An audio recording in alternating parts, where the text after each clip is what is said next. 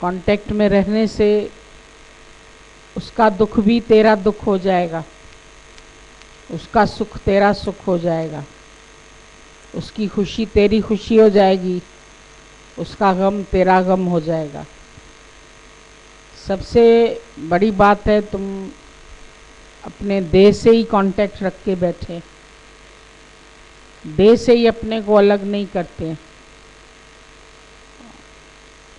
तो अंगीठी पे पानी रखा है तो फिर पानी तो ज़रूर गर्म होगा। अब तुम ये भी बोलो कि पानी गैस पे चढ़ा भी रहे और फिर ठंडा भी हो जाए, हमको शीतलता भी मिल जाए, हम संसार से मोह भी रखें, संसार में कामना भी रखें, विषय सुखों की प्राप्ति भी करें, धन के पीछे भी दौड़ लगाएं, माया के पीछे भी दौड़ लगाएं, और उसमें भी अगर रेशियो देखो तो अधिक समय तुम किसको देते हैं?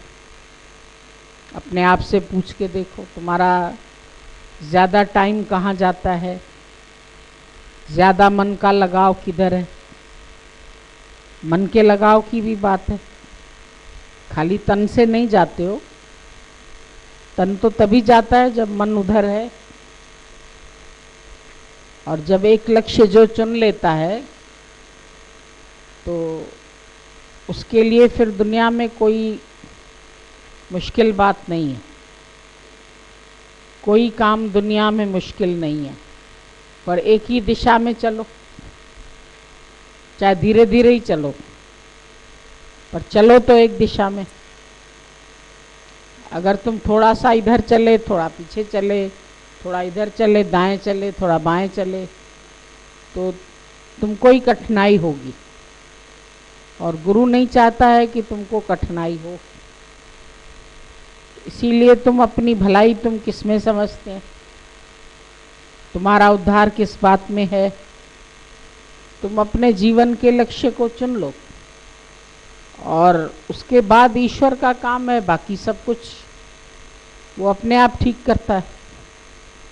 हे अर्जुन, तू मेरी शरण में आ जा तो मैं तेरे योगक्षेम का भार उठाता हूँ।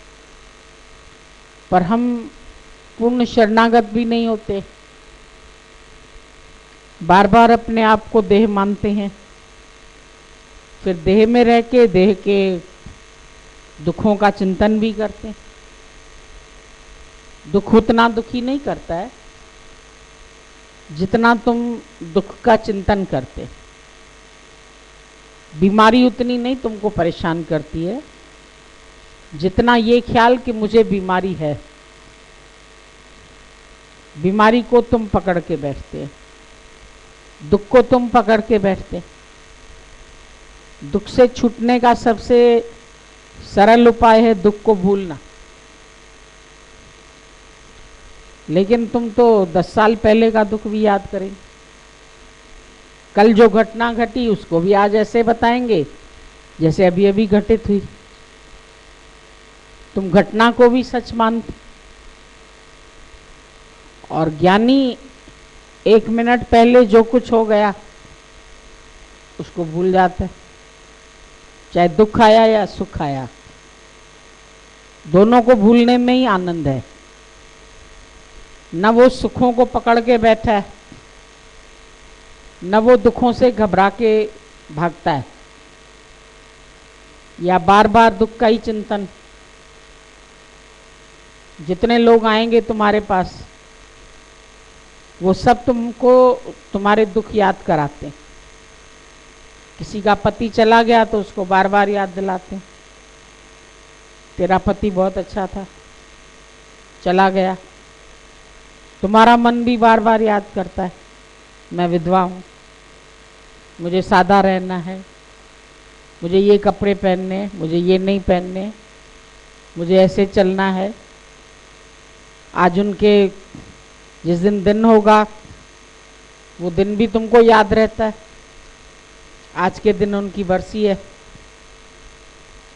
आज के दिन उनका शरीर शांत हुआ था, फिर पंडित बुलाओ, फिर भोजन खिलाओ, फिर श्राद्ध करो। तो तुम अपने आप को देखो, जब तुम दुख को भूले रहते हो तो तुम दुखी नहीं होते हो, पर जिस क्षण तुम दुख को याद करते हो उस दिन तुम बैठ करके और ज्यादा रोते हो।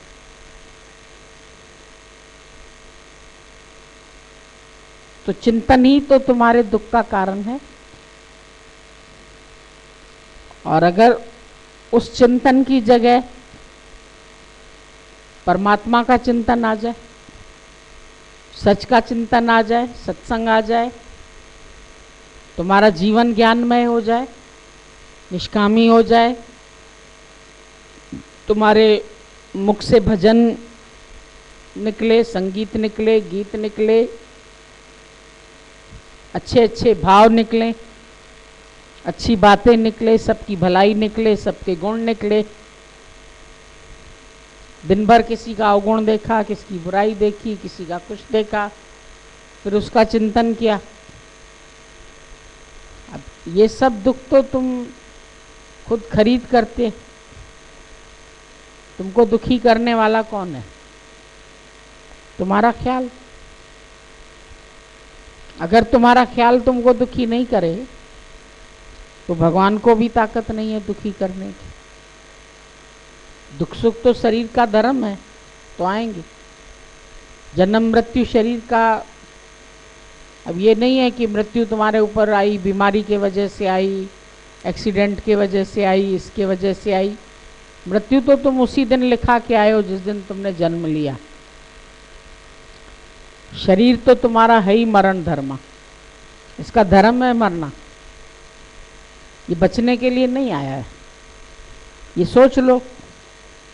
और अपने को शरीर माना है तो अपने को मरने वाला मानोगे। अगर अपने को ये जाना कि ये धारण किया है तुमने, तो जो धारण किया है वो छूट जाएगा, तो तुमको उसका शौक नहीं होगा। वस्त्र तुमने धारण किए हैं तो बदल लेते हो चुपचाप, खुश होते हो, चेंज करते हो। तो कल एक साड़ी पहनी, आज दूसरी पहनी, वो मैली हो गई तो हटा दी, पुरानी हो गई तो छोड़ दी। तो शरीर भी जिस दिन से पैदा हुआ है, तो मृत्यु तो उसी दिन से लिखा क्या है। भूख प्यास तुम्हारे प्राणों का धर्म है। जब तक प्राण चलेंगे तो भूख प्यास भी लगेगी। उसको जबरदस्ती तुम रोक लो, कितनी देर रोकोगे? एक दिन व्रत रखोगे, जबरदस्ती रखोगे, फिर भी बार बार याद आएगा, आज व्रत रखा है, आज खाना नहीं है, आज व्रत रखा है, पानी नहीं पीना है। तो शरीर को तो प्यास लग रही है, ये प्राणों का धर्म है। प्राण चल रहे हैं तो उसको पानी की आवश्यकता है, उसको भोजन की आवश्यकता है। जो शरीर के धर्म है वो शरीर को दे डालो। तुम शरीर से असंग होकर के रहो। जिस वक्त इसको भूख लगती है तो भोजन डाल दो, प्यास लगती है तो पानी डाल दो, मृत्यु होती है तो स्वीकार कर लो। तुम बोलते हैं अरे ये बीमार हो गए ना तभी मर गए, इनका एक्सीडेंट हो गया ना, इनको करंट लग गया ना तभी मर गए। और मृत्यु तो उसी दिन ही साथ लेके आया था ना। ये नहीं मालूम तुमको कि किस दिन जाना है, पर आए हैं सो जाएंगे। इस बात को कैसे भूल जाते हो? राजा रंक फकीर, एक सिंहासन चढ़ चले एक बांधे जंजीर। कोई मोह की जंजीरों में बंध के जाता है और कोई राजा की तरह राज करके छुट्टी करके चला जाता। स्वीट विल से आए हैं, राज कर रहे हैं, मन और इंद्रियों का राजा बना हुआ है। ब्रह्मज्ञानी के पास भी मन और इंद्रियां हैं, पर वो उनका शहंशाह है, वो राजा है, वो सिंहासन पर बैठा है। और तुम मन के गुलाम बन के बैठते हैं, इंद्रियों के गुलाम बन के बैठते हैं, विकारों के गुलाम बन जाते हैं, माया के गुलाम बन जाते हैं। ज्ञानी के पास माया गुलाम बन के आती, उसकी माया दासी। वो तो दोनों हाथों से दान करता रहता है, देता रहता है सबको, भला करता रहता है सबका। दो हाथ उलीचिए यही सियानो काम, जितना देता है उतना और भर जाता है। तुम आज कोई चीज किसी को दे दो, देखो तुम्हारे पास दूसरे दिन भर जाती है। देखे तो देखो, ये भी एक प्रकृति का नियम है कि अगर एक स्थान से वायु हटती है तो वो स्थान खाली नहीं रहता है। वायु जल्दी से दौड़ के फिर उस स्थान को भर लेती। तुम आज एक नोट खर्च करो, दूसरे दिन आ जाएगा तुम्हारे पास। तो तुम खर्च ही नहीं करेंगे, कंजूस बन के उसको संभाल के रखे रहेंगे। खर्च हो जाएगा तो कहाँ से आएगा, देख लेना कहाँ से आता है। एक भोजन तुम्हारे तन से निकलेगा तो दूसरा भोजन तो डालोगे ना उसमें। पड़ा ही रहेगा तो फिर डालने का भी दिल नहीं करेगा, तुम्हारा ही नहीं दिल करेगा। बोलोगे नहीं आज तो गए नहीं है सुबह से, पेट साफ नहीं हुआ, साफ नहीं हुआ तो फिर खाएं क्या, तो भूख भी नहीं लग रही है, तो बंद हो जाएगी भूख तुम्हारी। तो हर चीज आती और जाती है, माया का भी यही है, आएगी और जाएगी। तेरी तो है नहीं जो तेरे पास हमेशा के लिए रह जाए। उसका काम ही यही है, तुम्हारे पास आई है, खर्च करो उसको, मिली है इसीलिए तुमको। तुम समझते तुम्हें धनवान होने के लिए, रखने के लिए, जमा करने के लिए मिली है। जमा करने के लिए थोड़ी मिली। कितनी भी जमा करोगे फिर एक दिन तुम ही छोड़ के चले जाओगे।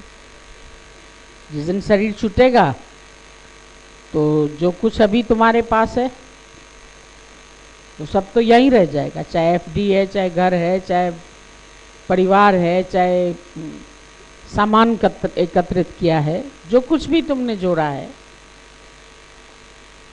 सुख की खातिर जोड़ी माया, सुख तो हाथ ना आए। उन्हीं से दुखी होते रहते हो। कोई चली गई तो तुम उसके लिए रोने लगे। चली गई तो तुम्हारी थी नहीं, इतने ही दिन का तुम्हारा उसका संबंध था, चाहे व्यक्ति का, चाहे वस्तु का, चाहे विषय का।